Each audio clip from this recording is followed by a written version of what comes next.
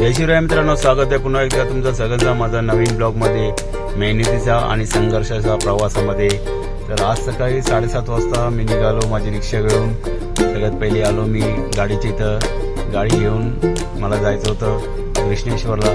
गाडी घेऊन मी आलो कस्टमरच्या लोकेशनला। मी खाली थांबलेलो, थोड्या वेळाने कस्टमर आले, गाडीत बसले, मग आम्ही गाडी घेऊन निघालो कृष्णेश्वरसाठी। सगळ्यात पहिले आम्ही आलो कल्याणमध्ये पेट्रोल पंपामध्ये। गाडी फुल करायचं होतं आम्हाला, कारण आम्हाला समृद्धी महामार्ग पकडायचं होतं। त्याच्यावरती गेल्यानंतर लांबपर्यंत पेट्रोल पंप काय नाही आहे, त्याच्यामुळे आम्ही समृद्धी मार्गामध्ये निघालो।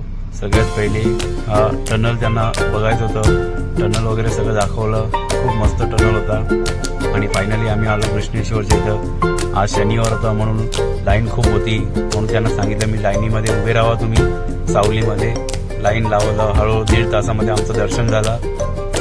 दर्शन करून आम्ही निघालो मग नाशिकच्या दिशेला, कारण आम्हाला जायचं होतं त्र्यंबकेश्वरला। इथं आलो आम्ही रात्री 9 वाजता, हॉटेलच्या इथं आलो खाली लोकेशनवरती।